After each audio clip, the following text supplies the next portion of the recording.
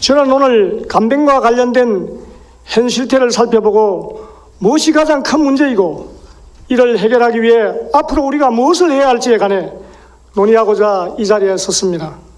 지난 9월 26일 창원에서 80대 남편이 병환 중인 부인을 간병하는 도중 이로 인해 극심한 육체적, 정신적 스트레스로 인해 부인을 살해하는 비극적 사건이 발생하였습니다.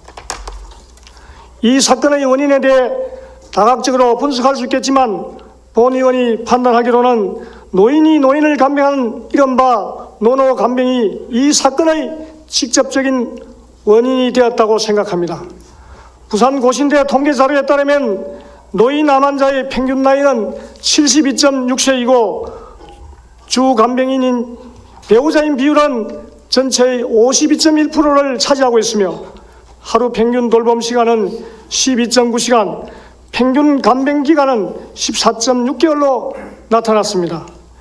배우자 간병으로 인해 간병하는 배우자도 환자와 못지않게 육체적, 정신적으로 극한의 상황에 몰리게 됨을 직간접적으로 나타내준다고 하겠습니다. 노령화 진행 속도가 빠른 일본의 경우 2006년부터 2015년까지 10년간 발생한 간병인 살인 건수가 247건에 달해 이미 심각한 사회 문제가 되었습니다.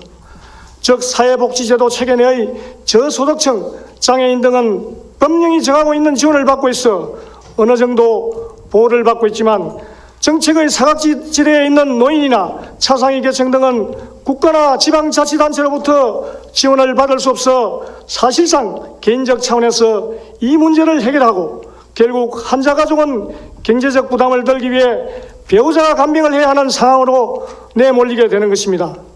현재 1일 간병비가 10만 원에서 12만 원 정도인 점을 감안하면 환자 가족의 월 부담액이 300여만 원에 달하여 병에 걸리면 병원비가 아니라 간병비로 파산한다는 시중의 이야기가 거짓이 아님을 알게 합니다.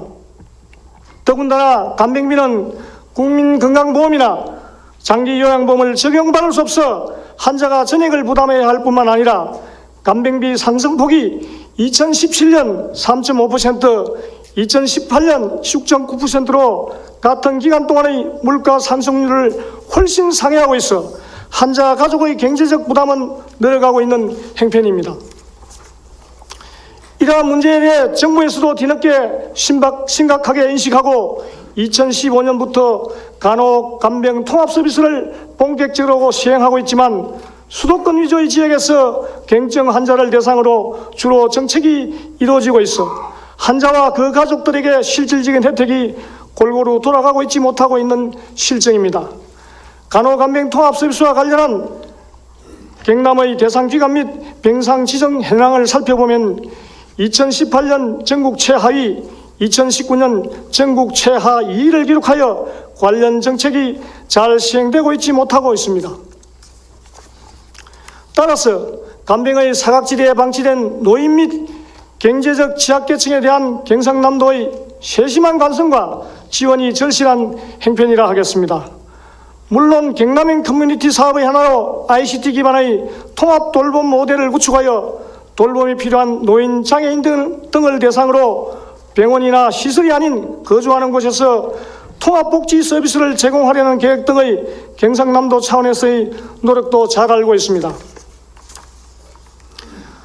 하지만 앞서 말씀드린 문제에 대해서도 직접적으로 인식하고 해결하려 한다면 경남행 통합 돌봄 모델의 성공적인 운영에 충분한 밑거름이 될 것이라고 생각합니다.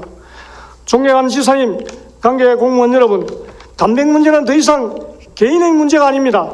누구나 경험할 수 있는 우리 모두의 문제입니다.